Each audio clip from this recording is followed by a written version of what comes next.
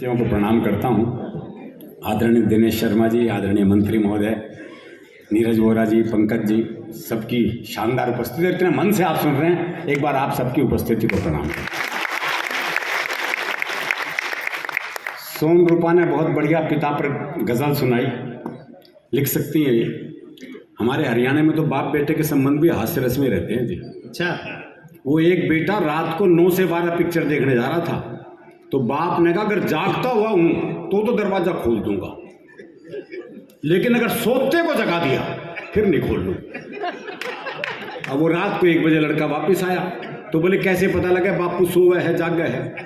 तो अगले ने चौकीदार की आवाज बनाई, बोले राम प्रसाद सोया है जाग गए है? बोले जागू हूँ। बोले जाग गए तो खोल दे।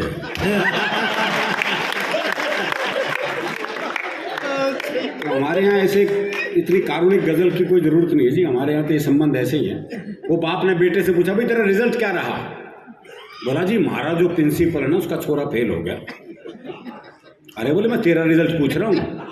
बोले जी गांव का सरपंच है ना उसका छोरा ही फेल हो गया। अरे बोला तेरा दिमाग खराब है, मैं तेरा रिजल्ट पूछ रहा हूँ। अरे बोले वही तो बता रहा हूँ, तू कौन सा प्रधानमंत्री लाग रहा है?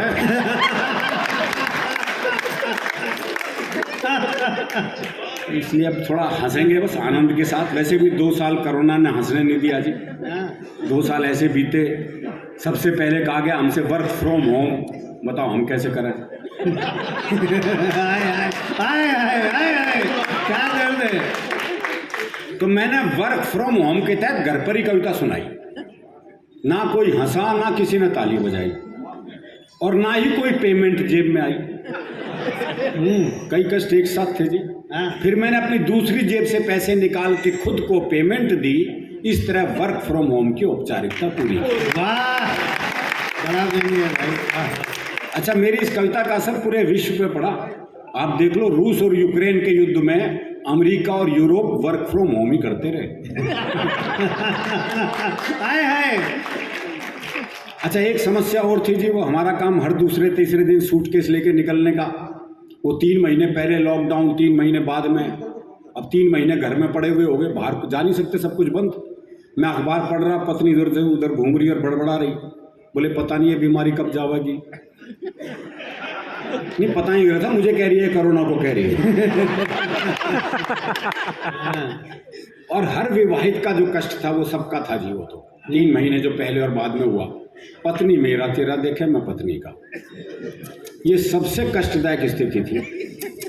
बाहर जा ही नहीं सकते आप। तो मैंने सोचा कुछ पल अलग ढंग से जिया जाए और किसी महिला मित्र को वीडियो कॉल किया जाए।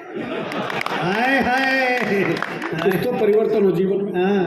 ये सोचकर मैंने अपनी सबसे सुंदर महिला मित्र को वीडियो कॉल मिलाया, लेकिन उसने फोन ही नहीं उठाया। थोड़ी देर बाद लैंडलाइन पर उसका फोन आया। अच्छा, मैंने फोन ना उठाने की शिकायत की तो उसने समझाया, देखो सारे ब्यूटी पार्लर बंद हैं। हाय हाय हाय हाय,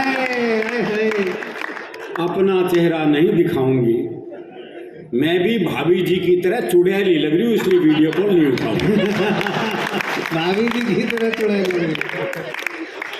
एक और आपको दृश्य कविता सुनाता हूँ, कोरोना काल से संबंधित। पहले पूरा दृश्य है, आपको एक एक दृश्य का आनंद आएगा। कोरोना काल के बाद पहला कवि सम्मेलन।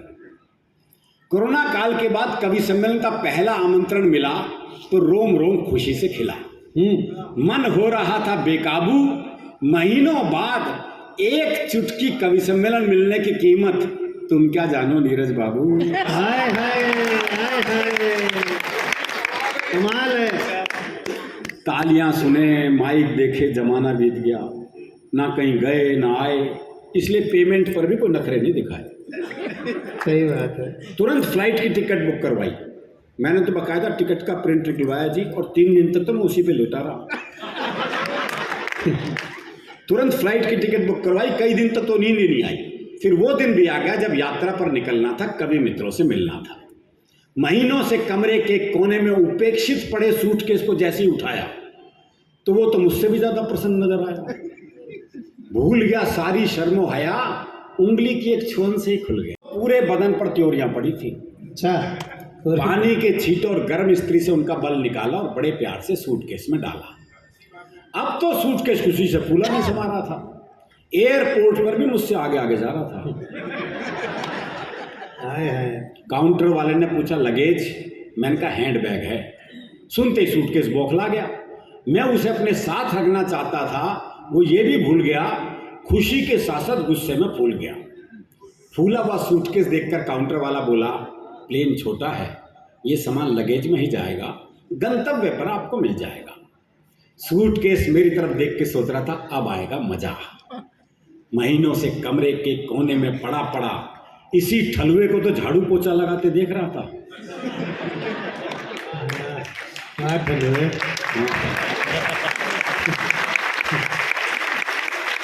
इसी ठलुए को तो झाड़ू पोछा लगाते देख रहा था। अब अपने दिन भी खिलेंगे। अंदर पुराने यार सूटकेस मिलेंगे, उनसे बतियाऊंगा, हसीन अटैचियों से नैन लड़ाऊंगा। काउंटर के पीछे तरह तरह के सूटकेसों का था हुजूम। कुछ धाकड़ थे, कुछ मासूम। कई सूटकेसों की आंखों से तो आंसू बरस रहे थे। कोरोना ने उनके मालिकों को लील लिया था, अब वो उन हाथों के स्पर्श को तरस रहे थे।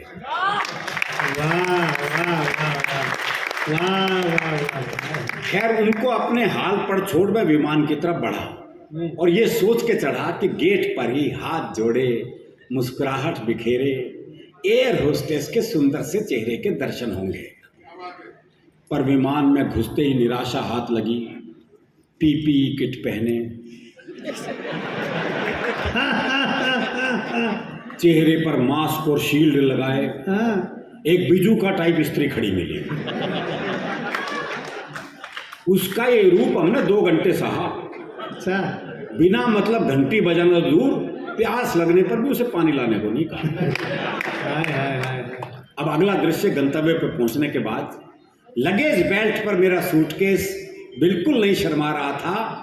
एक कमसिन सी अटैची का हाथ पकड़े सबसे अंत में ठुमकता हुआ चला आ रहा था। वाह! पास खड़े सर्वेश ने कहा, इनको देख के मन कर रहा है मैं भी सपनों में खो जाऊं, ऐसी अटैची का साथ मिले तो मैं भी सूटकेस हो जाऊं। अच्छा, क्या तरीके से कहा। अच्छा, घबराहट अभी भी थी जी। कारण ये था निमंत्रण तो आते थे, फिर फोन आता था जी 50 लोगों से ज़्यादा की अनुमति नहीं मिली, इसलिए कार्यक्रम नहीं हो पा रहा।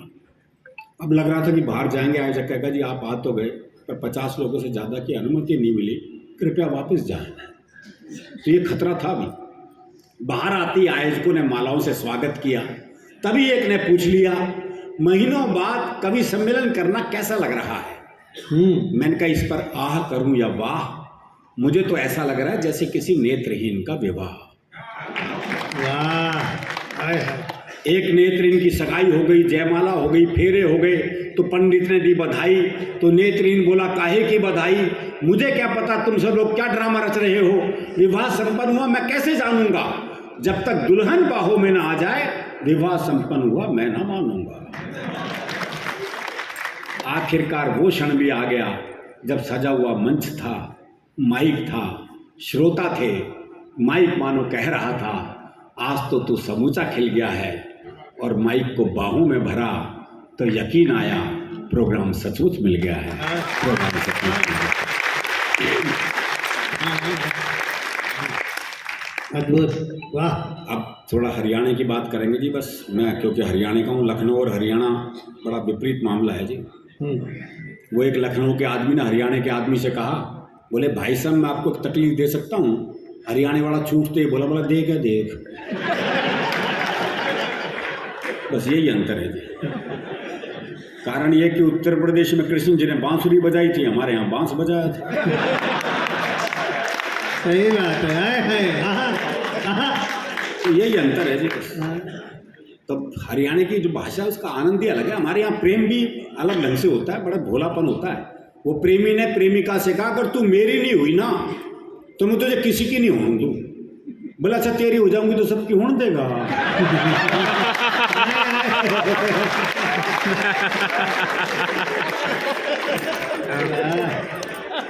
ये मासूमियत है जी हमारे यहाँ की। वो एक की पत्नी मर गई तो उसने एक चित्रकार को बुलाया, यार बोले मेरी लुगाई का एक बढ़िया सा चित्र बना दे। बोले जी ऐसा चित्र बनाऊंगा चित्र बोल उठेगा। बोले फिर रहने दे।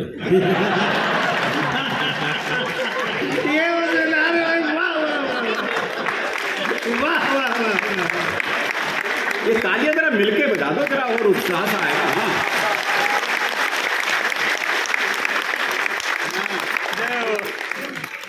दरअसल भोलापन बहुत है ना जी। वो एक पुलिस के सिपाही को छुट्टी चाहिए थी, पहुंच गया एसएचओ के पास, बोले छुट्टी चाहिए। बोले बहुत काम है, छुट्टी नहीं मिल सकती।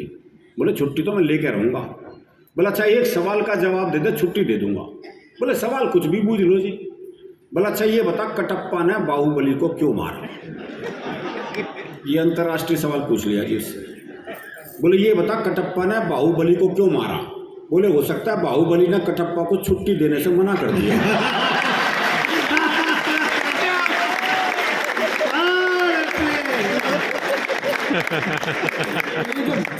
मासूमियत है ना, हर जगह है। वो एक मुकदमा चल रहा था तो एक ताई गवाही के लिए आई। अच्छा दोनों वकील उसी के गांव के। तो पहले वकील ने पूछ रहे, बोले ताई मुझे जाना है। खूब जानू हूँ, गुलाब सिंह का छोरा है तो, एक नंबर का झूठा, तेरी लुगाई तो तुझे छोड़ के चली गई थी। बेचारा वकील सन्न रह गया जी। उसने दूसरे वकील की तरफ इशारा कर दिया, और ताई से जाना है, अच्छी तरह जानू हूँ, करनैल काने का छोरा है यो, एक नंबर का याश, तेरी लुगाई से भी इसका चक्कर था। भाई साहब जज ने कोर्ट स्थगित की, अपने चैम्बर में गया, दोनों वकील बुलाए। बोले खबरदार ताई से मेरे बारे में कुछ पूछ लिया।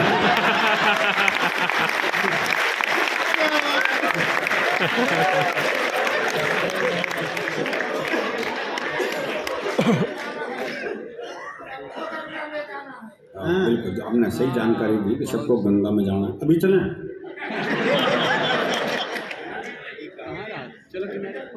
मैं उनको किनारे करो, किनारे पीछे करो। दरअसल क्या है, इस तरह की महफिलें बहुत जरूरी हैं साहब। इस तरह के आयोजन होने चाहिए, आपस में मिलेंगे तभी हाथ से निकलता है, बातचीत से निकलता है। आप हंसेंगे तो ये धरती आपकी है, ये आसमान आपका है।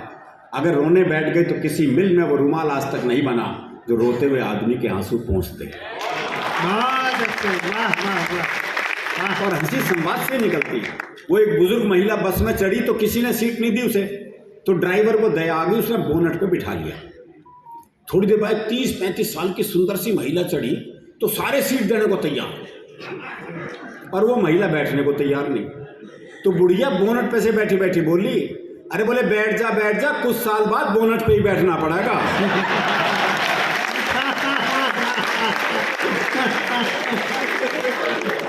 ये संवाद बहुत जरूरी है।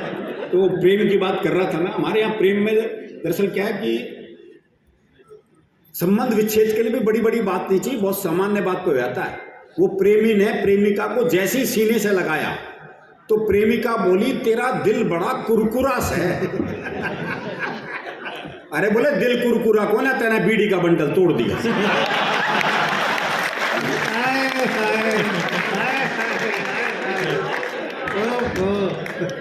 अद्भुत हो भैया। और जो महिला पुरुष का जो औसत है एवरेज, अब तो काफी सुधार हो गया जी, लेकिन हरियाणा में अभी भी पुरुष ज्यादा है, महिलाएं कम है। छोरों के ब्याह नहीं हो रहे। वो एक का 40 साल की उम्र तक ब्याह नहीं हुआ, बहुत दुखी था। अपने दोस्त से बोला, यार मैंने तो लगा मेरी वाली भ्रूण हत्या में मारी गई। सर ये तकलीफ है हमारी, ये तकलीफ है। और ये तकलीफ तब और बढ़ जाती है जब ओलंपिक हो, पैरा ओलंपिक हो या कॉमनवेल्थ गेम हो, जब हरियाणा की छोरियां पदक लेके आती हैं तो ये तकलीफ और बढ़ जाती है।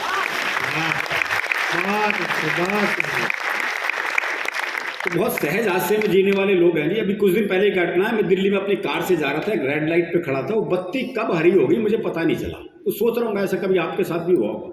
तो एक मोटरसाइकिल आई घूम घाम के मेरे पास, मेरे कार का शीशा खटखटाया, मैंने शीशा नीचे किया, बोला इससे ज्यादा हरी नहीं होगी वो।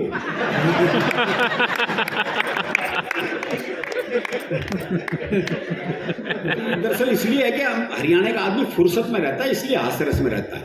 वो एक ने रिक्शे वाले को आज दी, बोले खाली है, बोले हाँ, बोले आप फिर ताश खेलते हैं। तो इतनी फुर्सत जरूरी है। वो एक ने रिक्शे वाले से कहा, बोले स्टेशन चलेगा, बोले हाँ, बोले कितने पैसे, बोले 25 रुपए। बोले ये तो रहा स्टेशन। अच्छा मैं पैसे कम कराने होते हैं, जगह को पास बुला लेते हैं। बोले ये तो रहा स्टेशन। रिक्शे वाला बोला हाथ नीचे कर ले वरना रेल के नीचे आ जाएगा।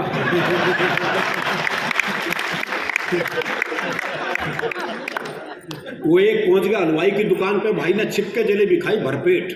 जब पैसा देने का नंबर आया तो भाई ने जेब झाड़ दी, बोले पैसे तो नहीं है। अब दुकानदार दुकान से बाहर निकला, 15-20 मिनट तबीयत से धुना पीटा उसे। जब खुद थक गया पीट पीट के तो वापस दुकान में चला गया। अच्छा वो भी कपड़े झाड़ के खड़ा हो गया है, बोले अब तो खड़ा है, जा, बोले इसी भाव 1 किलो और दे दे।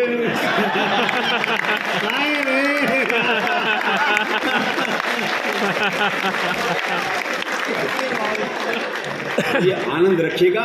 प्रेम की बात चली थी, एक छोटी सी कविता सुनाकर अपना स्थान लेता हूँ। मैंने सोचा पुराने जमाने को वापस लाया जाए और इस बार प्रेम पत्र थ्रू कबूतर भिजवाया जाए।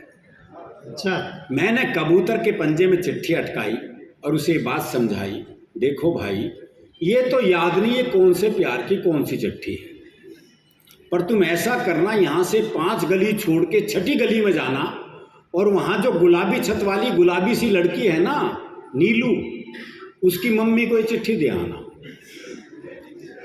इस उम्र में मम्मी को भिजवाऊंगा भाई। कबूतर बोला, हे आदिकालीन युग के देवदास, इस युग में भी चिट्ठियों से आस। अब मैं ऐसी फालतू उड़ान नहीं भरता हूँ, मैं खुद अपनी कबूतरी को व्हाट्सएप करता हूँ। बहुत बहुत शुक्रिया।